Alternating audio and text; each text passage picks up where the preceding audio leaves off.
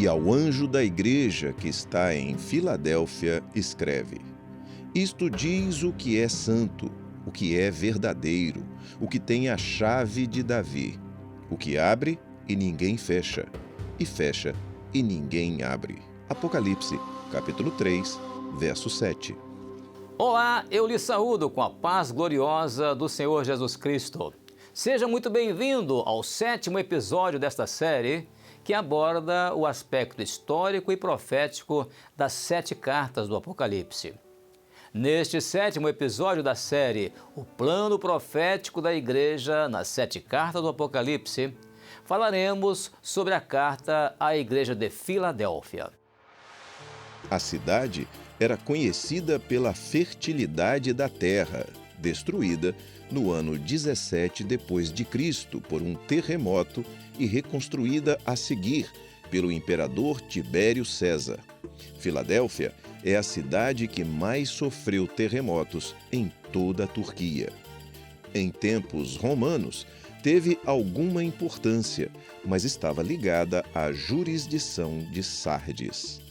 Hoje, a cidade tem o nome de Alasseir, que quer dizer Cidade de Deus. Localizada na Ásia Menor, era conhecida como Filadélfia.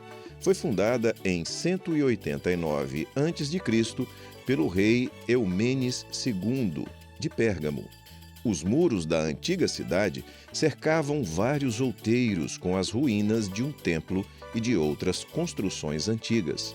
As ruínas que vemos aqui são do século VI, visto que as ruínas da cidade de Filadélfia estão ainda por serem trabalhadas pelos arqueólogos. A quantidade de templos e festividades religiosas conferia a Filadélfia um destaque especial. Talvez sua prosperidade comercial tenha sido devido a estar situada num platô interior muito fértil, e isso constituiu uma porta aberta para a riqueza da cidade, por estar ligada a outras cidades do país e ao mar Egeu, através dos portos de Éfeso e Esmirna. Filadélfia tornou-se uma porta aberta para a propagação do Evangelho, conforme escrito no início da carta em Apocalipse, capítulo 3, versículo 8, quando diz: Eu sei as tuas obras, e eis que diante de ti pus uma porta aberta, e ninguém a pode fechar. Tendo pouca força, guardaste a minha palavra e não negaste o meu nome. A fé cristã sempre existiu em Filadélfia até aos dias atuais. O período profético de Filadélfia representa os séculos 18 e 19, com o surgimento da expansão missionária, resultando no grande avivamento espiritual da história da Igreja em seus últimos tempos. Esse avivamento é o resultado do cumprimento das profecias do Velho Testamento sobre o cair da chuva temporã, que prepara a terra para a semeadura, e da chuva serôdia, ou chuva da tarde do dia, que amadurece os frutos para a colheita. A primeira chuva está relacionada profeticamente ao poderoso derramamento da graça do Senhor sobre a igreja lá no seu início, no Pentecostes.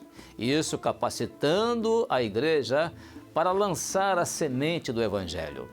A segunda chuva, que está relacionada a outro poderoso derramamento da graça do Senhor sobre a igreja no seu final, preparando-a para colher os últimos frutos, a fim de estar pronta para o arrebatamento.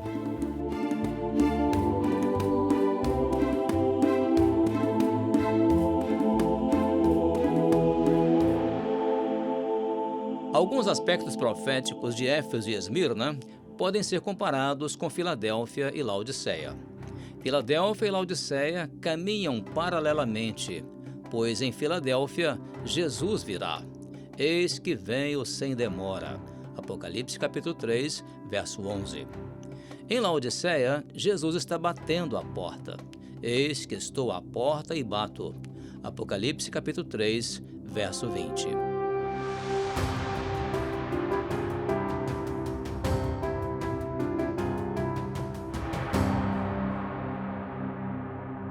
A palavra Filadélfia significa amor fraternal, amor entre irmãos. O agente deste amor é o Espírito Santo, pois ele é a prova que Jesus nos deu de que nos ama. E o amor de Deus é derramado em nossos corações pelo Espírito Santo. Esse é o período do grande avivamento espiritual, resultante do derramamento do Espírito Santo, que é a manifestação do amor, à semelhança da chuva serôdia. A partir de 1530, provável período histórico de Filadélfia, brados de libertação ecoam sobre todo o mundo quando a Bíblia passa a ser impressa e lida, tirando o mundo da obscuridade medieval para a era do Renascimento.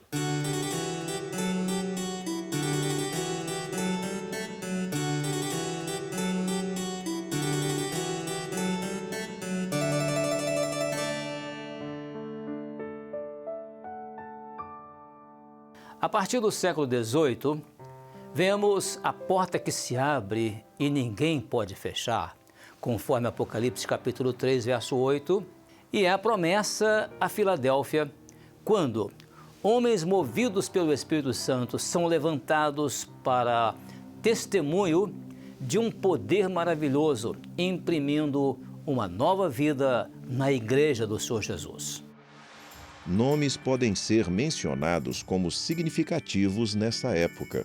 Os nomes de George Whitefield, Jonathan Edwards, Moody, John Bunyan, Finney, Spurgeon, William Booth, Stanley Jones e muitos outros.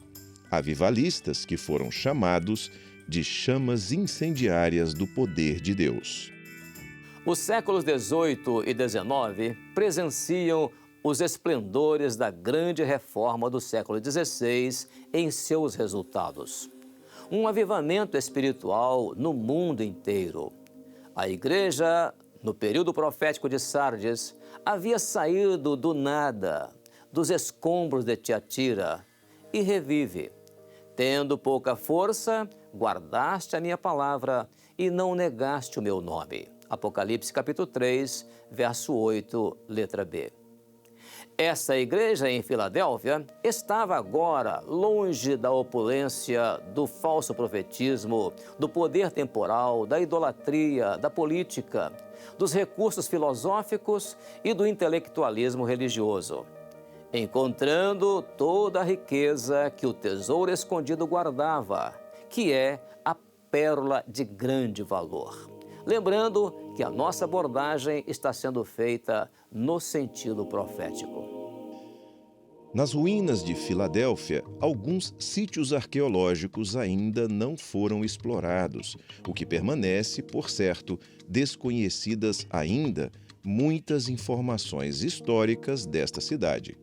Algo semelhante veremos na parábola da pérola de grande valor, pois nela veremos a descoberta do conhecimento de Jesus.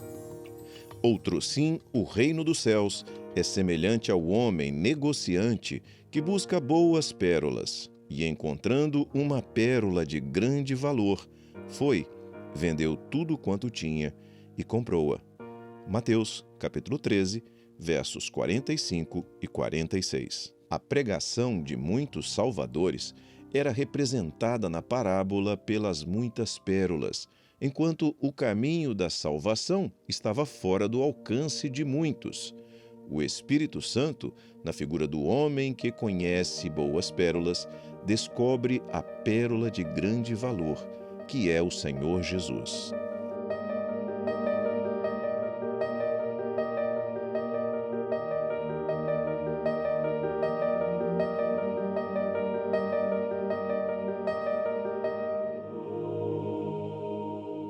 Nesse período profético de Filadélfia, o conhecimento de Jesus se deu pela ação do Espírito Santo como o único que revela Jesus. À semelhança do homem negociante de boas pérolas, que achou a pérola de grande valor, assim é o Espírito Santo, aquele que dá o conhecimento de Jesus. A pérola é gerada com sofrimento no interior da ostra ou da concha. ao lutar para expulsar ali o elemento irritante colocado no interior dela. Da mesma forma, no processo de luta contra o pecado que entra no coração do homem, Jesus é gerado no seu coração como uma pérola de grande valor.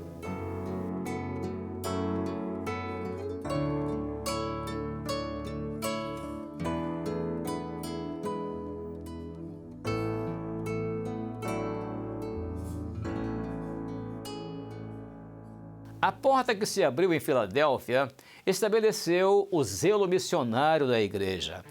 Com a Bíblia aberta, o tesouro, agora a pérola é achada. Uma porta aberta, conforme Apocalipse capítulo 3, versículo 8. Isso nos fala das chaves da evangelização sendo usadas em todo o mundo, abrindo a porta do céu, que é Jesus, para muitos entrarem. O batismo com o Espírito Santo, os dons espirituais, a evangelização, enfim, o grande momento avivalista, o ardor evangelístico imprimido pelo Espírito Santo aos crentes, os levou a serem chamados de evangélicos por causa da evangelização. O esplendor do período profético de Filadélfia foi tão somente o nome do Senhor Jesus operando na igreja com o espírito de profecia. Esse período ficou marcado pelos grandes avivamentos espirituais em todo o mundo, dos séculos 18 e 19.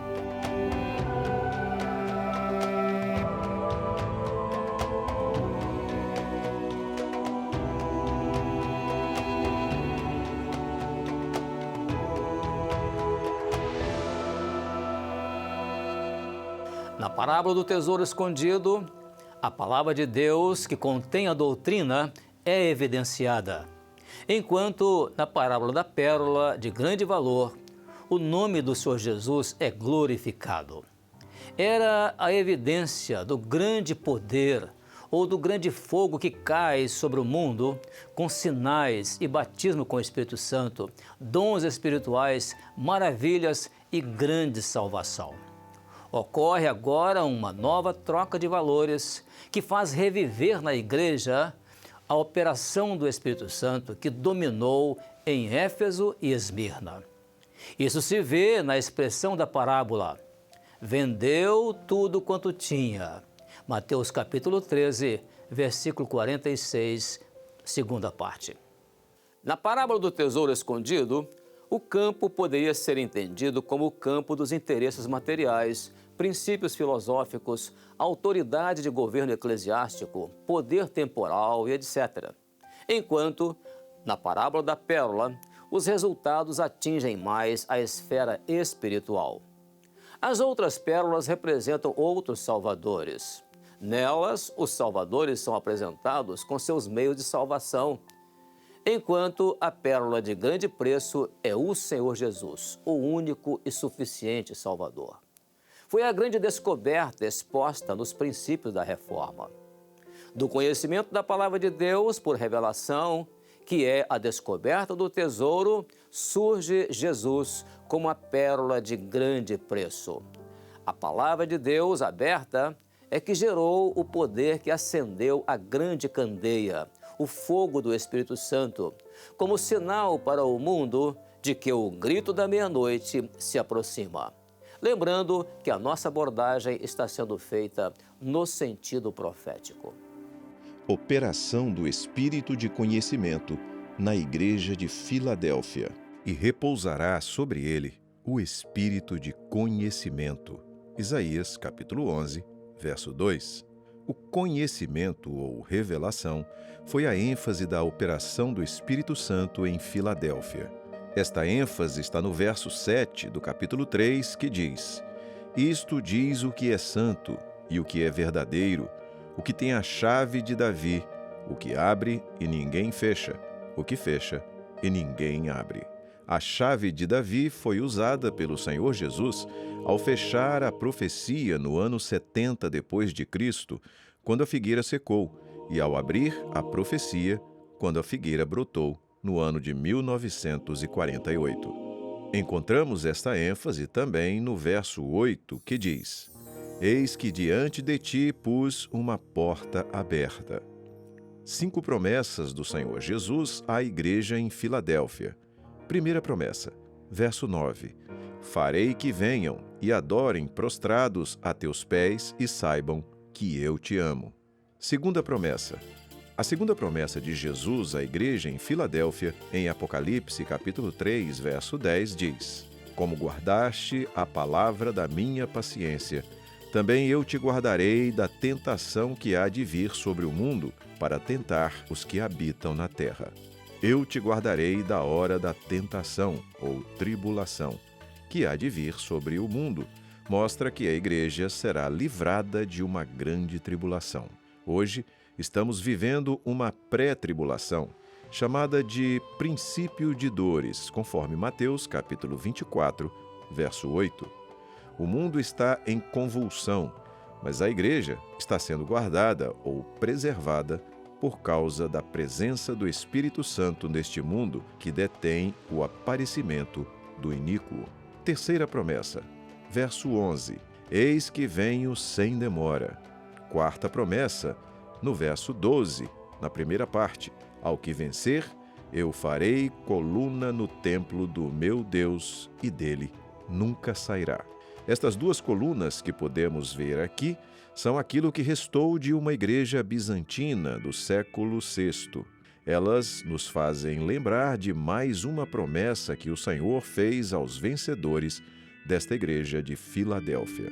Ao pé de uma destas colunas, encontramos estas lápides e nelas estão escritos nomes de pessoas que, por certo, residiram nesta cidade ou fizeram parte da história dela. A promessa ao vencedor na igreja de Filadélfia inclui escrever o seu nome na coluna do templo de Deus.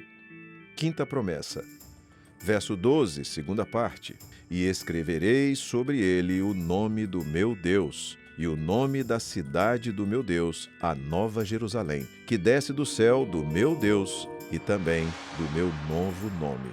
As expressões do meu Deus e o meu novo nome enfatizam o fato de a igreja em Filadélfia não haver negado o nome de Jesus, conforme o verso 8.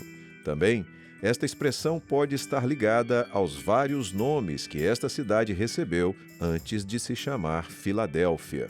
Esse nome é decorrente do amor fraternal entre 2 irmãos, conforme relata a bela história da origem do nome Filadélfia.